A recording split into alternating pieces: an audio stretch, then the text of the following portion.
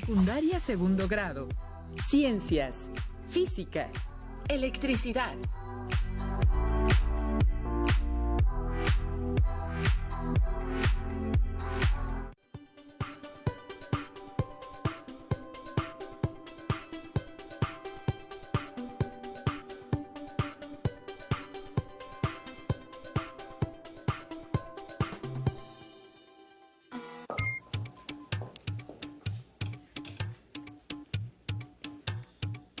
Bienvenidas y bienvenidos estudiantes de secundaria. Me da mucho gusto que nos acompañen en esta sesión de Aprende en Casa para la asignatura de Ciencias Física. Mi nombre es Leslie Mendívil y les estaremos acompañando en estas sesiones en las que realizaremos un repaso. Esto nos permitirá relacionar lo que hemos aprendido con los próximos temas que descubriremos junto con mi compañero Enrique Rodal. Gracias, Leslie. A ver, aquí está bien. Es un gusto participar en esta sesión. Ustedes que nos ven desde casa, no olviden usar cubrebocas, lavarse constantemente las manos y, si les es posible, permanezcan en sus casas para que pronto lleguemos al semáforo verde y regresemos a nuestras escuelas. Recuerden que si te cuidas tú, nos cuidamos todos. Para revisar algunas aportaciones que se den a lo largo de la sesión, los materiales que necesitaremos son los siguientes: cuaderno y lápiz o pluma, para que puedan anotar ideas principales, dudas o preguntas que les surjan a lo largo de esta sesión. Además, su libro de texto, para que puedan ampliar o comprender mejor el tema. Si ya estamos listos, comenzamos. Para muchas personas, la electricidad es un tipo de energía de uso inmediato, pues basta oprimir un interruptor para tener luz en la habitación o conectar un aparato en un enchufe para hacerlo funcionar. ¿Alguna vez te has preguntado de dónde viene esta energía o cómo es posible este fenómeno físico? El conocimiento de la electricidad es muy antiguo. Se sabe que en el siglo VI antes de nuestra era, Tales de Mileto observó que al frotar un trozo de ámbar, una resina fosilizada de un árbol, con un paño de lana, este atraía materiales más ligeros como pelusa, plumas de ave o cabellos. La palabra electricidad se originó en la antigua Grecia. Proviene del vocablo electrón, que significa ámbar. El fenómeno de la electricidad se ha estudiado desde la antigüedad, pero su estudio científico comenzó en los siglos XVII y XVIII, y a finales del siglo XIX los ingenieros lograron aprovecharla para uso doméstico e industrial. La rápida expansión de la tecnología eléctrica la convirtió en la columna vertebral de la sociedad industrial moderna. En el siglo XVII se estudiaron algunos fenómenos eléctricos cuyos resultados permitieron describir la existencia de dos tipos de cargas eléctricas. Benjamin Franklin llamó a estas cargas como carga positiva y carga negativa. Franklin supuso que los rayos tenían carga eléctrica y tomó como evidencia que tanto los rayos como la electricidad producen luz y sonido y ocurren frecuentemente en presencia de metales. Si pudiéramos utilizar la energía de los rayos, un solo rayo tendría suficiente electricidad como para abastecer al menos 200,000 hogares. Franklin explicó que es posible atraer los rayos de una tormenta con varillas metálicas colocadas en los techos de casas y construcciones. Con base en este conocimiento científico, inventó el pararrayos, cuya función es atraer los rayos y conducir su descarga hacia la Tierra. Es decir, la dirige al suelo. Para saber un poco más sobre la electricidad y sus manifestaciones en la naturaleza, veamos el siguiente video. En todas las épocas y lugares del mundo, los seres humanos nos hemos impresionado con los fenómenos eléctricos, como los rayos, las auroras boreales o las chispas que desprenden las telas de fibras sintéticas al frotarlas. Veamos otro fenómeno eléctrico. Si acercamos un peine de plástico a objetos pequeños, podemos observar que nada pasa. Ahora, si frotamos el mismo peine con nuestro cabello y lo volvemos a acercar a los objetos, ¿notas cómo el peine ejerce una fuerza sobre ellos sin necesidad de tocarlos? Esto se debe a que el peine se ha electrizado o cargado eléctricamente mediante el frotamiento. Recordemos que los cuerpos están formados por átomos. en cuyo núcleo hay protones con carga positiva y neutrones sin carga, mientras que en sus órbitas están los electrones con carga negativa. Por lo tanto, la carga eléctrica es una propiedad física que poseen todos los cuerpos. Cabe resaltar que aunque la mayoría tiene el mismo número de electrones y protones, es decir, son neutros, se electrizan al ganar o perder electrones o protones. Regresemos al experimento con el peine. Antes de tener contacto, el cabello y el peine están eléctricamente neutros. Al frotarlos, el cabello cede electrones al peine y este queda con más electrones que protones, por lo que su carga neta es negativa, mientras que el cabello queda con más protones, es decir, con carga neta positiva. Debemos considerar que para que dos cuerpos se atraigan, es necesario que cada uno de ellos tenga una carga eléctrica de diferente signo, pues si la carga es igual en ambos, se rechazan. Asimismo, que las fuerzas de atracción y repulsión actúan en el campo eléctrico, es decir, en el espacio que rodea a las cargas. Cabe resaltar que los objetos también se pueden electrizar sin contacto directo mediante la inducción que distribuye su carga. Por ejemplo, al acercar el peine a los papelitos, lo cual hace que los papelitos se adhieran al peine. Otro ejemplo se presenta en las nubes. La parte superior de una nube tiene cargas positivas, mientras que la parte inferior tiene cargas negativas, generando un campo eléctrico de atracción entre la nube y la Tierra que tiene carga positiva. Cuando las cargas eléctricas negativas en la nube son demasiadas, se liberan electrones hacia el suelo a través de una descarga eléctrica muy intensa llamada rayo y que al paso de la corriente eléctrica emite luz. La estela luminosa que vemos se denomina relámpago, mientras que un trueno es la intensa onda sonora que se produce cuando un rayo expende bruscamente el aire al bajar a la Tierra. Los rayos son fenómenos muy frecuentes en la naturaleza. Cada año caen sobre la Tierra más de 1,000 millones de ellos. Y en épocas pasadas sus consecuencias fueron catastróficas, como matar o dañar los cultivos o causar incendios. Sin embargo, para contrarrestar estas consecuencias, Benjamin Franklin inventó el pararrayos, un dispositivo compuesto por un mástil que se coloca en la parte más alta de la estructura que se desea proteger. La punta metálica del pararrayos adquiere carga positiva durante una tormenta por la inducción de la parte inferior de las nubes. Crea un campo eléctrico intenso que facilita el camino de la descarga y evita que el rayo caiga en otro lado. Finalmente, la descarga pasa por un conductor muy grueso hasta llegar al suelo. El pararrayos es un invento de gran utilidad, si consideramos que cada segundo caen 40 rayos en el planeta. La mayoría de ellos se concentran en las zonas ecuatoriales, en las cumbres de las montañas y en las extensas llanuras, mientras que en los polos son poco usuales. El lugar en la Tierra donde caen más rayos es el lago Maracaibo, en Venezuela, pues este fenómeno ocurre en promedio 233 veces por kilómetro cuadrado en un año. No cabe duda de que el estudio de los fenómenos eléctricos y de la corriente eléctrica ha impulsado el desarrollo y la fabricación de aparatos y equipos. Fascinante, ¿no? ¡Hasta mañana! Los fenómenos eléctricos que hemos visto muestran una propiedad fundamental de la materia, la carga eléctrica. Los protones poseen carga positiva y los electrones negativa. Por lo tanto, los fenómenos eléctricos tienen relación directa con la interacción de las partículas que componen al átomo. La materia eléctricamente neutra tiene igual cantidad de carga positiva que negativa. Sin embargo, puede perder o ganar electrones y adquirir una carga positiva o negativa. Cuando un cuerpo adquiere propiedades eléctricas como resultado de este proceso, se dice que se ha electrizado. Hay 3 formas de electrizar un cuerpo: por fricción, por contacto y por inducción. Para electrizar un cuerpo por fricción es necesario frotar un cuerpo con otro. Un cuerpo cede cargas y el otro las gana.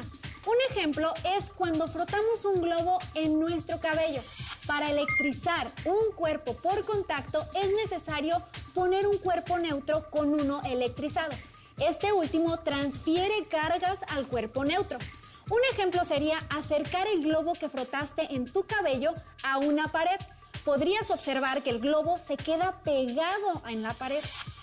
Para electrizar un cuerpo por inducción, un cuerpo cargado se acerca a un neutro sin hacer contacto físico, produciendo un reordenamiento de cargas en el objeto neutro. Un ejemplo es cuando acercamos el globo que frotaste en tu cabello a otro globo o bien a un montón de pedacitos de papel.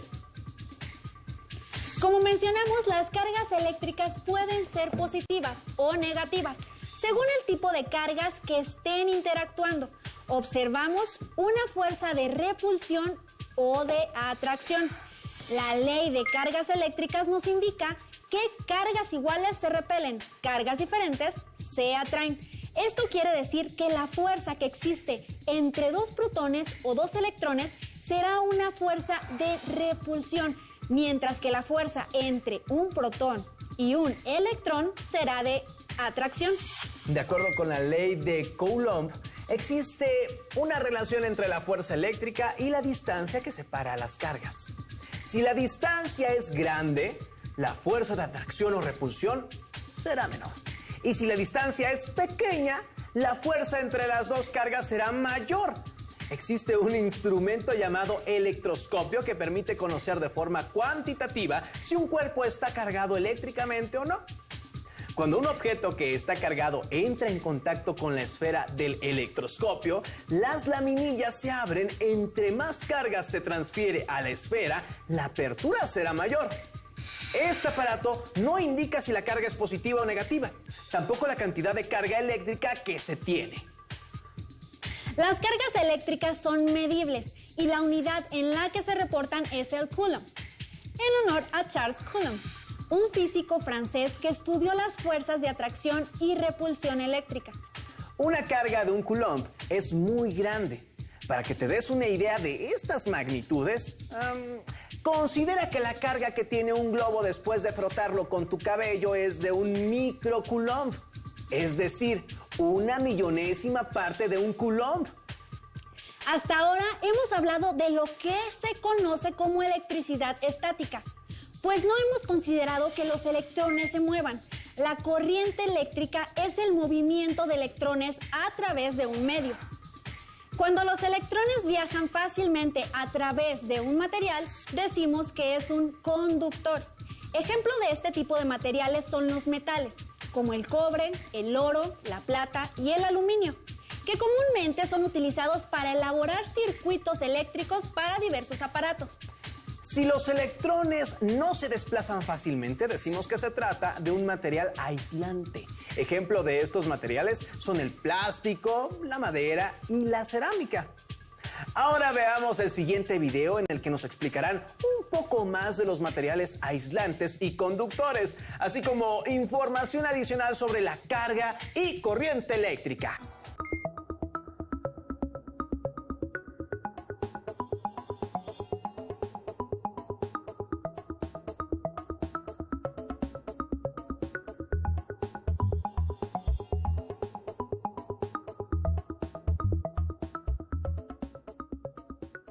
Cuando en una localidad se interrumpe el suministro de electricidad, se detiene el funcionamiento de todos los aparatos eléctricos.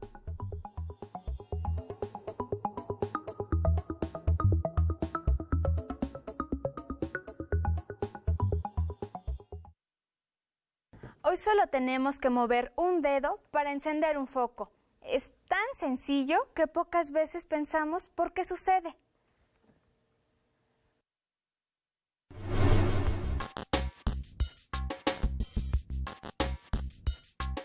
Ya a mediados del siglo XVIII se advirtió que la carga eléctrica se podía trasladar de un sitio a otro. A este movimiento de la carga se le conoce como corriente eléctrica. Pero, ¿cómo es este flujo?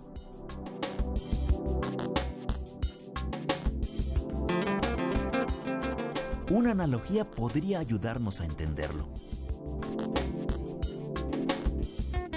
¿En qué se parecen un río y un cable con corriente eléctrica?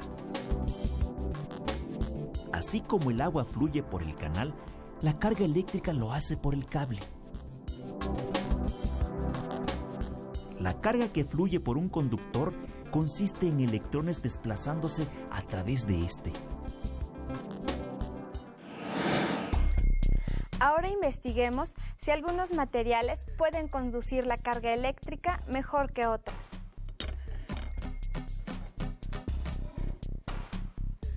Si el foco enciende, es que el material que usamos para cerrar el circuito es un buen conductor.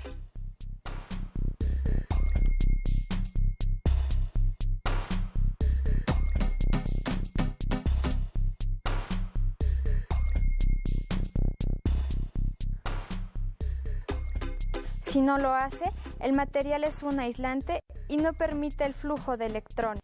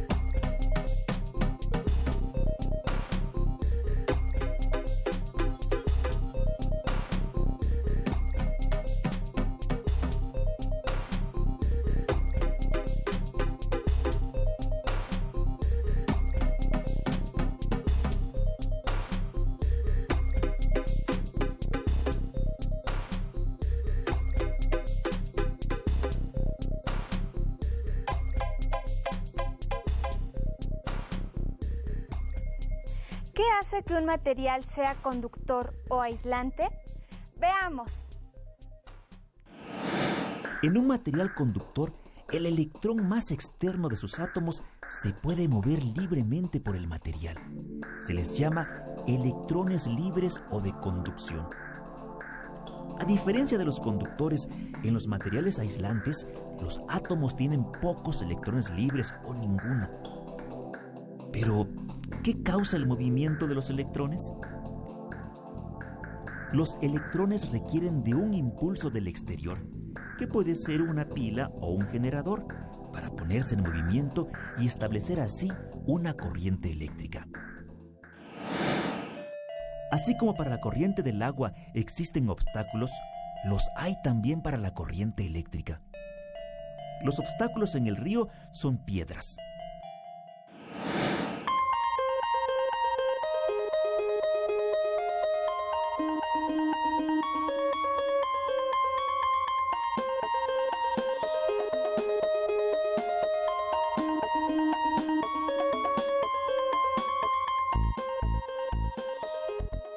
La corriente eléctrica son los átomos fijos del material.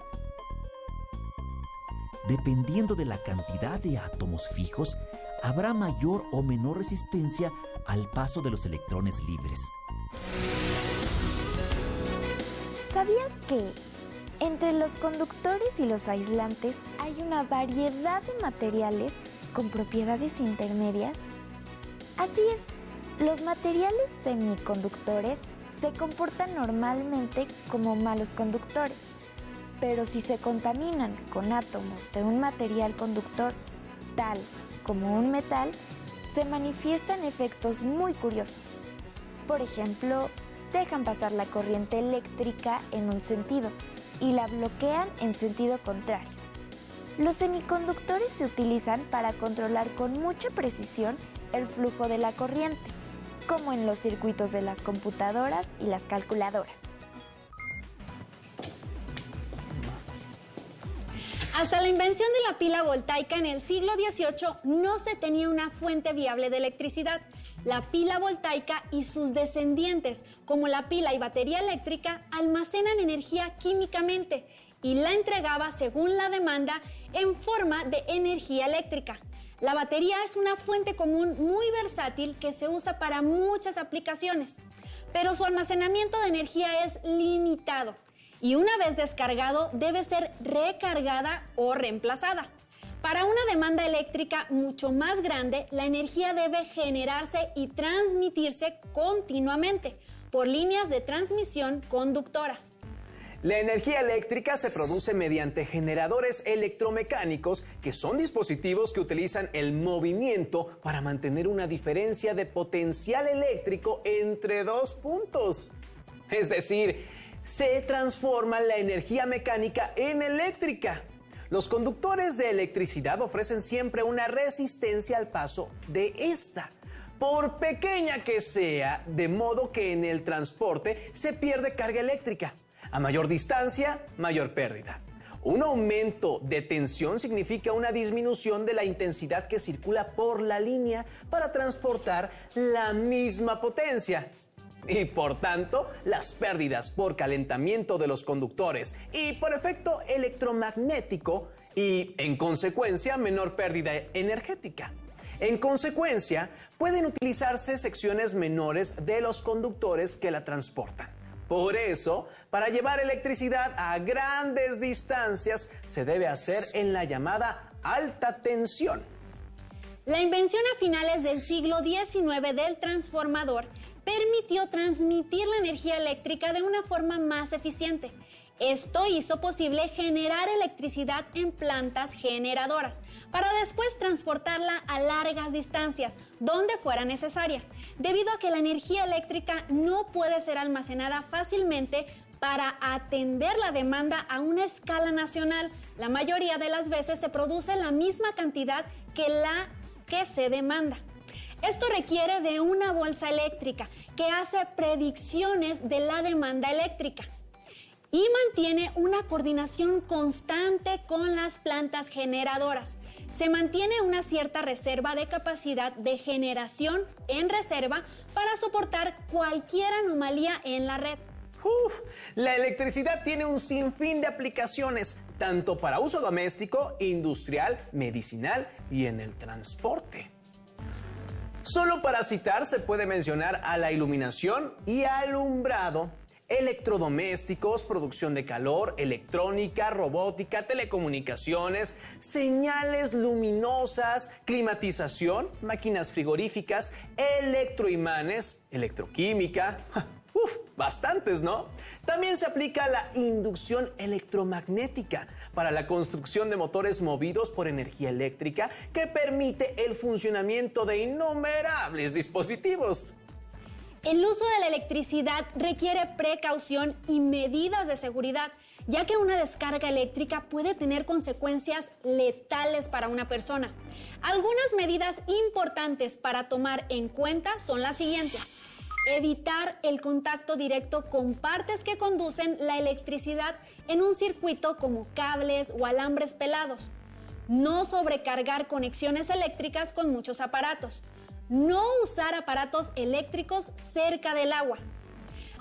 La energía eléctrica es esencial para la sociedad de la información, es decir, de la tercera revolución industrial que se viene produciendo desde la segunda mitad del siglo XX. Aparatos como transistores, televisores, computadoras, robots, el Internet, exigen cada vez mayores cantidades de energía, lo que está en el origen de la crisis energética y medioambiental y de la búsqueda de nuevas fuentes de energía, la mayoría con inmediata utilización eléctrica. Los problemas que tiene la electricidad para su almacenamiento y transporte a largas distancias y para la autonomía de los aparatos móviles son los retos técnicos aún no resueltos de forma suficientemente eficaz. Esperamos que esta sesión les haya sido de ayuda para retomar y recuperar algunos conceptos que ya habíamos abordado pero que no teníamos tan presentes. Recuerden consultar su libro de texto, así como investigar y resolver las preguntas que se realizaron a lo largo de esta sesión, para que puedan conocer más y resolver las dudas que pudieron surgir. Les agradecemos su presencia en esta sesión y a todas y todos nuestros estimados estudiantes los invito a encontrarnos en la siguiente ocasión. ¡Hasta pronto! ¿Está? Ay, ¿qué?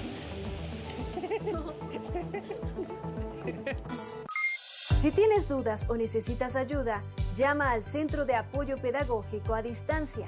El número de teléfono para secundaria es el 55 36 01 71 23. Si requieres consultar los libros de texto en versión digital, recuerda que los puedes encontrar en la página conalitec.cep.gov.mx. Y recuerda que también cuentas con el sitio aprendeencasa.cep.gov.mx, en donde podrás ver nuevamente los videos de los programas y además encontrarás actividades para fortalecer tus aprendizajes. También te invitamos a que consultes la plataforma nuevaescuelamexicana.cep.gov.mx.